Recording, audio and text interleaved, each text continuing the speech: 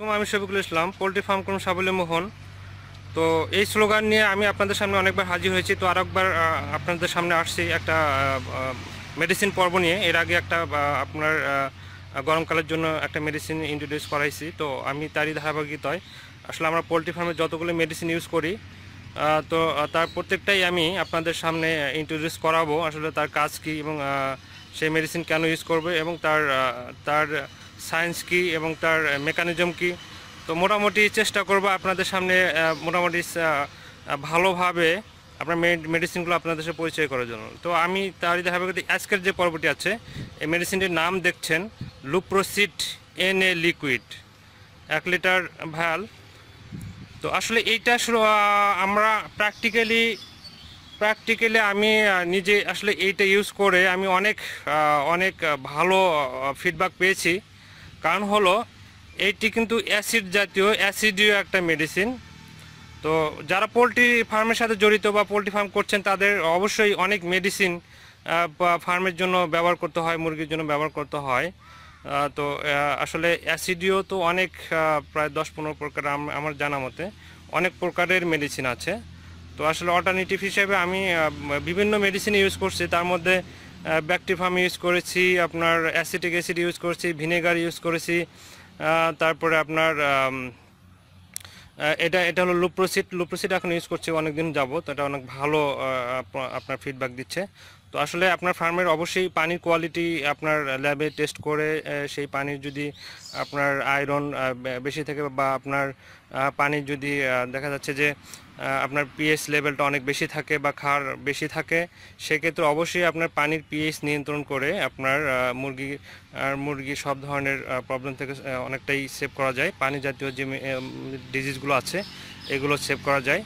তো আমি আসলে আপনাদের রিকমেন্ড করব, অবশ্যই আমি যেটা ভালো ফিডব্যাক পেয়েছি তার মধ্যে লুপ্রোসিড, তারপরে আপনার ব্যাকটিফার্ম, এবং আপনি আরেকটা অ্যাসিটিক অ্যাসিডও খাওয়াতে পারেন। তো সেক্ষেত্রে আপনার এক একটা ডোজ এক এক রকম। তো আমি যেহেতু আজকে যে অ্যাসিড জাতীয় যত মেডিসিন আমি ইউজ করি, সব মেডিসিনে আপনাদের সামনে ইন্ট্রোডিউস করাবো। তো আজকে যে মেডিসিনটি সেটা হলো লুপ্রোসিড। এই সম্বন্ধে বলবো। এটা আসলে পানির পিএইচ লেভেলটা নিয়ন্ত্রণ করে। পানির পিএইচ যদি আপনার 5-এর উপরে হয় বা 6-এর উপরে হয়, সেক্ষেত্রে অবশ্যই আপনার পানির পিএইচটাকে 5-এর মধ্যে আনতে হবে। এবং পানির পিএইচের যদি আপনি রাসায়নিক যদি বলি আমি, হাইড্রোজেন আয়নের ঋণাত্মক লগারিদমকে আপনার পিএইচ বলে। তো পিএইচটা আসলে আপনার যদি 5-এর নিচে থাকে সেটা অ্যাসিডীয় অবস্থা বলে। আর যদি পানির পিএইচ যদি 5-এর উপরে বা 6-এর উপরে হয় সেটাতে বলে আমরা ক্ষারীয়। তো ক্ষারীয় অবশ্যই মুরগির জন্য ভালো না। তো অবশ্যই আপনার পিএইচটা নিয়ন্ত্রণ করতে হবে। তো সেক্ষেত্রে আমি আজকে যেটা লুপ্রোসিড, এটার ডোজ হলো পানির পিএইচ অনুযায়ী এই ডোজটা নির্ণয় করা হয়। সেক্ষেত্রে আপনার দেখা যাচ্ছে যে কোনো ফার্মে এটা 75 ml পার 100 লিটারে দেওয়া হয়। আবার কোনো ফার্মে পানির পিএইচ যদি একটু কম থাকে, সেক্ষেত্রে 50 ব্যবহার করা হয়।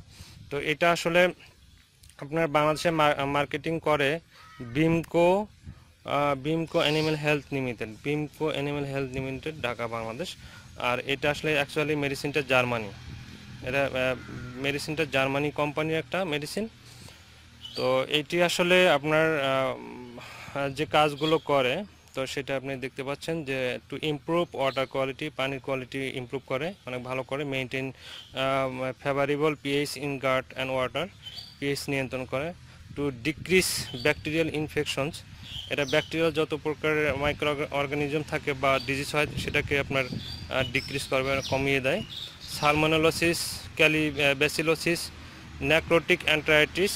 তো আসলে খুবই গুরুত্বপূর্ণ কিছু আপনার গুরুত্বপূর্ণ কিছু ডিজিজের এটা অনেক উপকার হয়। সালমোনেলোসিস এটা খুবই একটা আমরা বলবো যে প্রধান যে ডিজিজগুলো আছে তার একটি, ক্যালিব্যাসিলোসিস আর নেক্রোটিক অ্যান্ট্রাইটিস। তো অ্যান্ট্রাইটিসের রোগ খুব মারাত্মক একটি জিনিস, রোগ, এবং এটা ধীরে ধীরে মুরগিকে ড্যামেজ করে ফেলে। তো সেক্ষেত্রে আপনার যেটা দেখতে পাচ্ছেন যে অবশ্যই গুরুত্বপূর্ণ কিছু রোগের ক্ষেত্রে এটা কাজ করে এবং পিএইচ নিয়ন্ত্রণ করে।